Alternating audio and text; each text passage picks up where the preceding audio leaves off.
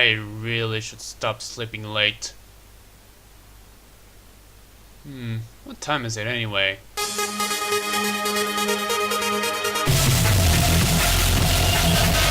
Porsche Unleashed is what happens when you become the sole license holder of the brand for 16 years straight.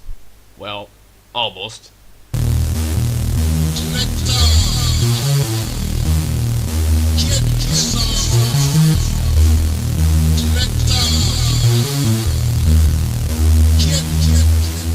This game, also known as Porsche 2000 in Europe, or just Porsche in Germany, is a lot more interesting when it comes to the development side of it.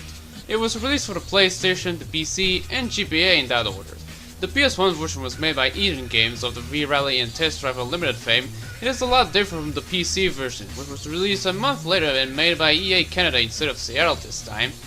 The GBA port, however, isn't published by EA for some reason. It was made by Pocketeers and published by Destination Software and Zool Digital Publishing 2004, a year after the GBA port of Underground was released. Who are these people? Now, I won't be looking at all of them since I only have the PC version, but the differences are very clear. The PS1 version has a few cars that are omitted from the PC version, like the 917 and the 356 prototype. There are 6 open worlds that you can explore and serve as the settings for races similar to Underground 2. The traffic cars are somewhat period correct, and it features unique music depending on the era you're on. You might say the PC version is inferior, but apparently it isn't. Let's see why. Well, what's this? A physical quick reference guide? What the heck is going on? Oh, it's actually part of the Red Collection, where they put a reference guide plus a serial key if necessary. And yep, just like the previous NFS titles that I've reviewed, the menu is stuck at 640 by 480. Yay, I guess.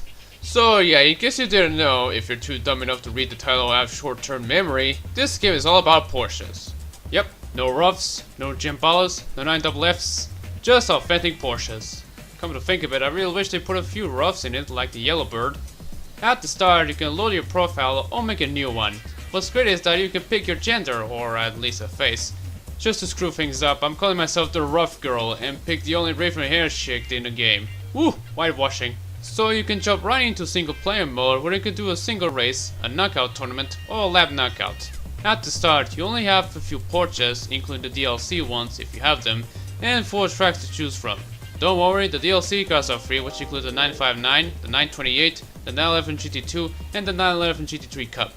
There used to be downloadable on EA's website, but you can find them easily on NFS cars nowadays.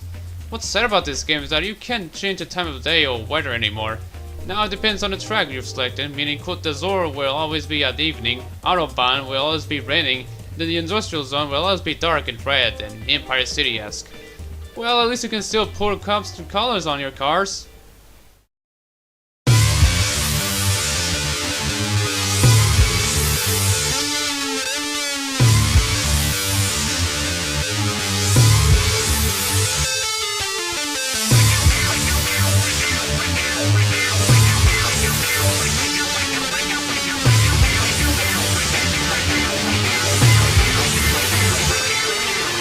Unlike the previous games that I covered, the handling model is way more simulation-ish.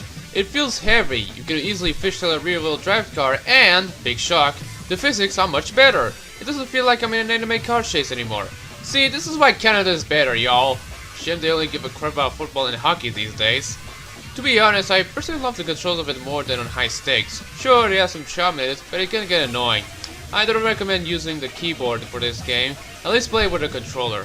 The damage system has been revamped. It can now show you how much damage your body is without relying on the visual stuff. It isn't really descriptive as it doesn't show the other stuff like suspension, wheels, engine, all that, so you're better off changing the damage display mode in the options.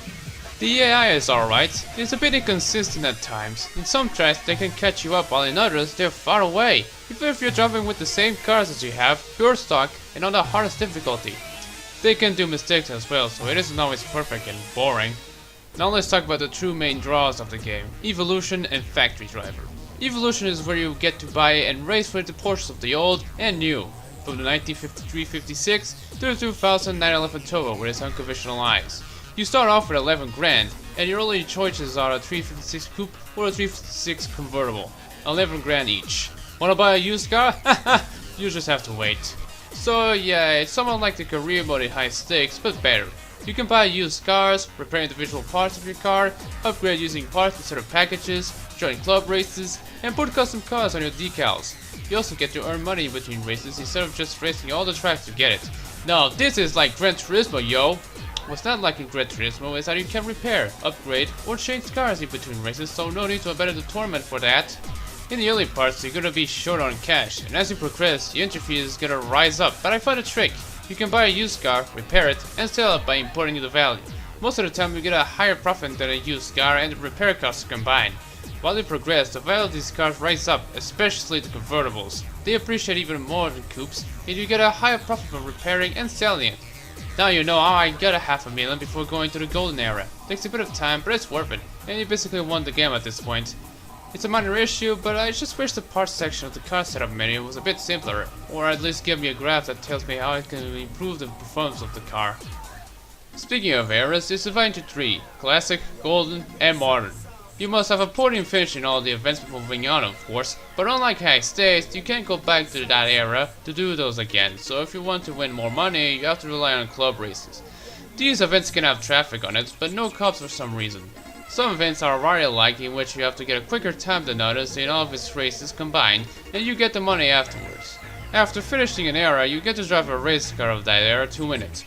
The Classic era has a little understeering bastard, Golden era has Hab's ultimate fate, and the Modern era has possibly my favorite 911. All it's missing is a Mobile 1 IBM library and we're done. The mode is also where you get to unlock tracks. As you finish an era, a new set of tracks are unlocked, although for some reason Corsica is on the Golden era, but it isn't unlocked until you get to the Modern era. Yeah, weird. Most of the tracks in this game take place in either France or Germany, are point to point ones, lasting around 2.5 or 4 minutes. There's only 5 closed circuits and they all take place in Monaco at night. Some of the tracks are kinda boring. Normandy and the Pyrenees, for instance, seem to have a tendency to drag on and on. There really isn't anything good to look at after the shortcut and the tunnel respectively. It's way worse since, again at the start, there's only 4 unlocked tracks and you have to endure the slow pace of repetitives in the Classic era. And it gets better when you reach the Golden era with the Black Forest, Corsica, and the Industrial Zone. And then on the Modern era, where you get the Alps, Alberg, albeit in butchered the pronunciation, and the Autobahn. Oh man, there's only like 11 places in this game if you count the skin pad from Factory Driver. Not that I mad much, they all have shortcuts, few of them not shown on loading screens. And the AI isn't very careful with them, so I feel like I'm the only one who can manage to cross them well. My favorite has to be Autobahn because of the abundance of straights and long corners. The runner-ups are Côte d'Azur and the Alps because of the seaside driving and the way it's presented respectively. Speaking of, Factory Driver is another career mode, except this one is more linear. While the PS1 version only has 12 challenges, this one has more, and it can take an hour and a half to finish all of them if you have the patience. Some take place in the skin pad where you do some gincana, some are like Gran Turismo's license tests, some are races, and the rest are delivery challenges for traffic and cops. They don't act like the ones from the previous ones in this version, as they actually catch you up at times and sadly no radio shatter. The worst missions have to be the ones where you have to do a 360 handbrake maneuver. I don't know if it's the physics of this game or myself because I can't do a flawless 360 only by sheer luck. And we have to do it early, namely mission 4, we have to do at least once. And this isn't the only one, there are a few others that involve you doing so as you progress. Give me the PS1 version of Factory Driver over this. Improving your ranks from Junior Test Driver to just Test Driver to Ace and to Chief unlocks special cars which are just stock Porsches but with a livery in it. Man, the PS1 version is better as it gives you a 911 GT1 for quick races once you finish all the missions. You can also do other things in this game, like looking at pictures of the Porsches, look at the stats of the cars, without the audio or slideshows, watch history movies, and listen to the game's soundtrack in the options menu. Granted, you can also do that in the previous game, but whatever. For presentation, it's definitely improved from the previous game. The cars are more detailed, with animated rooftops for convertibles, a better damage model, and animated pop-ups. Yeah, they look a bit plasticky at times and isn't always accurate. I don't think a 944's back would look this bent, but it is still pleasant to the eyes. Now you can see your own arms and hands in Cockpit View even. Speaking of, the view is inconsistent depending on the car. In most cars you can see what's on the road fine, but on others, you're blind! The scenery is good looking for the time period it was released, although even in high settings the skybar still looks like a garbled mess, but still, it's a great looking game, even in low settings. That is, if you can tolerate the pixelated trees. This is also the first Need for Speed game to have widescreen support out of the box. Yes, actual widescreen, not letterbox widescreen with a black bar sandwiching the game. Just don't get your hopes too high, as all it does is stretch the game, and it can only go up to 1600 by 900. A fan-made fist will do the job. For sound, it is also an improvement. Different engine noises whether you're in or out of the cockpit view. Unfortunately, the announcement is in low quality for some reason. The music is all original, and it has to be one of my favorites in the first era, if not in the whole series. There are a few that I don't like, but the rest is just amazing. Composed by Captain Ginger, Cypher, and Rom the Prisco himself under the alias Morphodron for some reason, it's mostly dance house music, and I actually love it. It may not be hard rock or electronic, but considering the pace of it, it's quite fitting.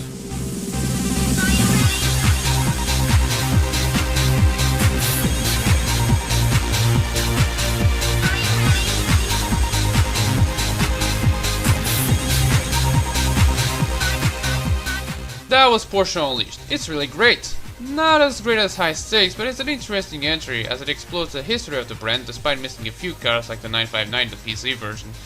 Yeah, it's DLC, but you can't buy it in Evolution mode. As for modding, EA kinda deliberately made it hard to mod it as they don't want people to break the integral point of the game. That doesn't stop me from dropping an RX-7 or an M3 GTR in the game. Where's your god now? The way to do it is to use a save editor to add the custom cuts to your save so that you can race them in quick race. But anyways, it's a great game overall. For most fans, the next entry of the series, despite not having the Need for Speed name in it, is Motor City Online, which is an MMO racing game with hot rods and muscle cars. But the official servers are shut down, so what's even the point of reviewing it? Well, at least we have Need for Speed World, and the servers are shut down as well. Anyway, the next real entry is Hot Pursuit 2, featuring two different versions made by two different developers in two different countries. 222 222 222 222.